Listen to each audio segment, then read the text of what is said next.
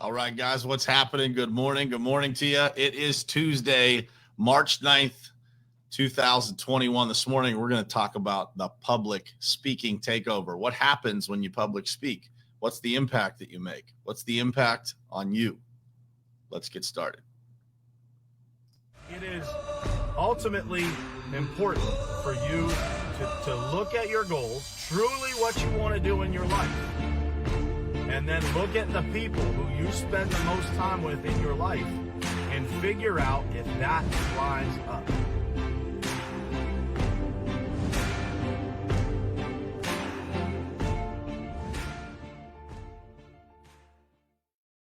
All right, guys, what's happening? Good morning to you. Happy Tuesday. Man, I'm glad to be here with you guys this morning.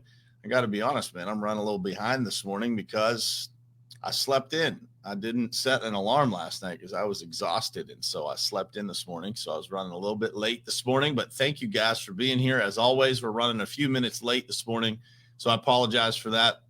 But I wanted to talk this morning about public speaking, about just kind of the things that happen when you public speak. What is the results of that on the audience? What's the results of that to you?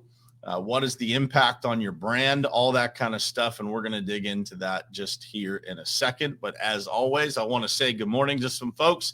Nathaniel, what's happening, man? Chris Filippelli, Todd, Keith Calloway Jr. out there on the West Coast with my girl Tammy Clark, also on the West Coast. Carla, good morning to you. Christina, Jared, John Rugg, and Christina, good morning to you. Thank you guys for being here this morning. So, all right, so public speaking, and I'm going to be doing a little bit of this this week, quite a bit of it, actually. And so I wanted to dig into this topic while it was hot on my mind here. And, you know, what happens exactly when you do public speaking? So we're going to talk about kind of what happens to you when you're a public speaker. And then we're going to talk about, you know, kind of the impact of what that looks like, you know, what it looks like for your brand, what it looks like for the audience, all that kind of stuff. So what happens to your body physiologically when you are public speaking, when you're up on stage in front of a bunch of people? And, you know, it's easy for people to say, oh, man, I get really nervous. I get this or I get that. My palms get sweaty. I get, you know, and that is all possibly true. You know, it's not something natural for people to do, especially if you've never done it before, to step up in front of an audience of people. So your body definitely has a physiological change. And so I think that it's a choice how to channel that, right? So whether you channel that into kind of an anxiety-driven state or whether you use that into something that kind of charges you, right? Something that really pushes you in a direction, and you convert that almost into adrenaline when you can perform better in front of those people. You use that as fuel, as energy to be able to kind of command the stage and really deliver a message that's soaked in knowledge and value. And so I think that it's important to realize that something will happen to your body physiologically when you're up in front of a bunch of people. And that doesn't mean you necessarily have to be on a stage. Maybe some of you guys are training people in a group environment, or maybe you're trying to do something like what I'm doing right now. You know, I'm talking into a camera, I'm talking into a microphone. I got a bunch of people commenting over here. I got a bunch of stuff going on. But luckily I've done this, you know, several hundred times now. And so it becomes natural, right? I kind of use that energy that comes at me to deliver the message in a more powerful and impactful and focused way. And so just remember that when your body starts to change physiologically as a result of maybe what some people would title nervousness, it is not necessarily nervousness. It is absolutely an option as to how you use that, right? So just think about that and, you know, choose how you use that physiological change that happens to your body.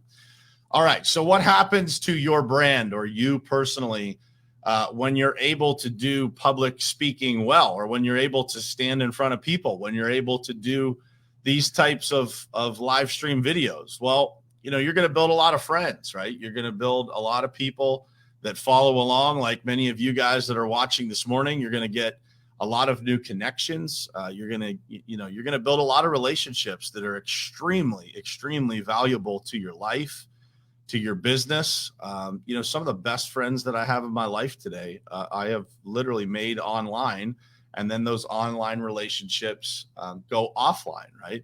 But it all starts with being able to public speak. And again, that could be, talking to you guys through this camera, or it could be in front of several hundred people in Miami, like I'll be doing on Saturday, or it could be the recording that broadcasts on Wednesday of the World of Asphalt conference that I did, and then having an opportunity to do Q&A and meet potentially hundreds of people in our industry as a result of that presentation. So, that's just one piece of what happens to you or to your brand when you're able to do this well.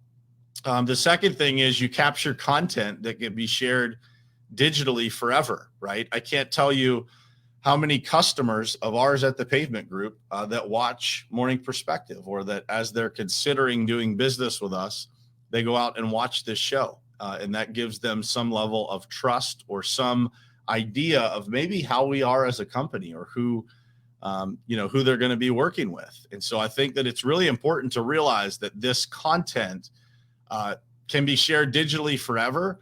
And it lives out there, and it gives people an opportunity to get to know you on a better level, right?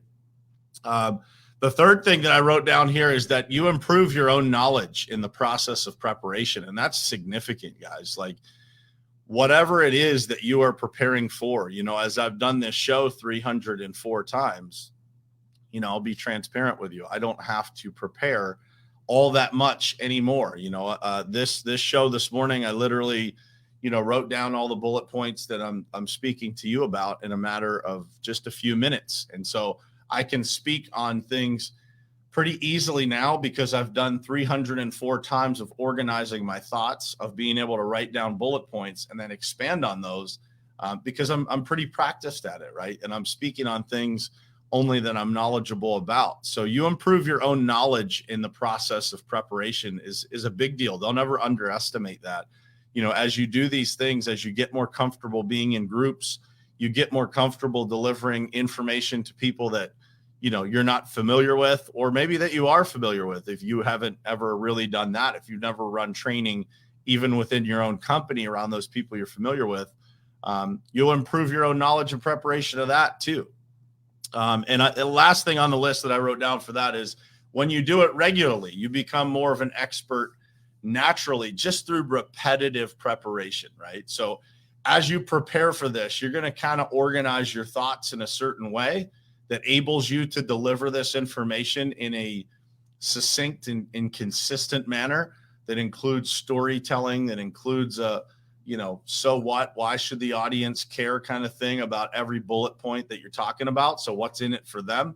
And as you do that, it becomes more natural as to how your thoughts are formed, how you organize information that you're going to be delivering to people. All right. So that's kind of what happens to you and your brand as you're able to do public speaking well. So what happens to the people that are in the audience? What happens to those people who are, watching you speak, or in this case, viewing your show? There's an impact on them as well. And I think that, the biggest thing you have to remember, and the reason why all of you should be doing this in some way, shape, or form, is that when you share your knowledge, when you share something that that maybe other people don't, or maybe it's a different version of it, or maybe you're just reinforcing something that they already do know, people are shown a path of how to do something different, possibly better than they've been doing it in their life. Again, maybe they did it really well for a long time, but in the case of some of the things that we talk about here on Morning Perspective, maybe you just need that reminder, right? That little kickback on the track of, kind of how you did it in the past, but you're not, you're just not in that place anymore. Something happened in your life. You lost that habit. You lost that good habit. And now, you've got a bad habit that replaces it. And so remember, as you're speaking, as you're sharing your knowledge, you're showing people a path of how to do something different, how to do something better. And you're showing them a way that has really worked really well for you. So think about that. And then as a result of that, that can shave years off of somebody's trial and error approach to success in whatever area that is that they're pursuing, whether it's sales or leadership or some kind of technology that you use within your company, and they're searching for something. They could be spending tens of thousands of dollars on training or technology that they don't have to spend as a result of you sharing your knowledge, you speaking on a topic that you are an expert at, and somebody sitting there listening, taking notes, and then converting that into knowledge and information that can be applied to their businesses, right? So there's an impact that is major when people listen, when people share information, and people listen to that information and then convert that into knowledge that they can use within their own businesses. And I think, that's really, really important for the audience to realize, is that there is a massive impact on the audience when the audience is engaged, when the audience is taking notes. One of the things that when I'm on stage, I'm really trying to dial in on is who are the people in the audience that are actually taking notes. And this is really important for you guys that go to events, because I think many speakers would agree with this, is I literally remember those people's faces. And after I'm done speaking, I am trying to connect with them. I'm either trying to connect with them in person at that event, or I'm trying to connect with them on social media, as I see they're probably in the same circles. And so I'm trying to, connect with them in some way, shape, or form, because they were taking the time to write down what I was talking about. So there's either some benefit to them, or they're working on something right now that I might be able to help with. And that shows me that's somebody I want to be connected to, right? Somebody that's actively taking notes, actively trying to make an impact in their own life, and doing that through the information that I'm able to provide. So remember, when you're in the crowd and you're sitting there and you're not doing anything, you're not taking notes, or you just kick back kind of listening. Those things are noticed by the people that are on the stage. And it doesn't matter. I've spoken in front of a room of 50, and I've spoken in front of rooms of, 500 or 600 people. And, you could see the people, right? Especially in the first, let's say 20 rows, 30 rows, you can see those people and you can see their faces. And so it is memorable to you who is actually taking notes. So be one of those people that are taking notes and making a difference in your life. That's why those speakers are there. That's why they're providing information to you. And it makes an impact in your life and in their life if you are actively taking notes and then taking that back to your teams and sharing that information. So I'll end on this. If you want to make a difference and make an impact on others, public speaking and sharing your knowledge is a great way to do so. If you want to make a difference and an impact on yourself, public speaking is also an amazing way to do that as well. It's a gift that you get to give to others while giving a gift to yourself as well. And so I encourage you guys, there's a lot of people that watch this show, that listen to the podcast, that, maybe if they don't even catch it live, but they're catching on the replay, that might have aspirations to do this in their life. And so the only way that you're going to do that and do it successfully is to get started, right? Maybe that starts with trying to be a guest on somebody else's show, or maybe it just starts with you starting a show of your own and sharing your thoughts for 5 minutes a day or a couple of minutes a day. But public speaking is a gift that you should be giving to others, and you should be giving to yourself. It will have a massive impact on your life. It will make you an authority in your space. You speak on the things that you're knowledgeable about, and people will recognize that, and they will start to look at you as a resource, and it will build you relationships, man, that last a lifetime, that are extremely valuable to you, both personally and in business. So if you want to make an impact on other people and on yourself, think about public speaking as an option to do that. Thank you guys for being here. Happy Tuesday to you. I will see you again tomorrow morning, same place, same time, right here on Morning Perspective. Love you guys. Thanks for being here.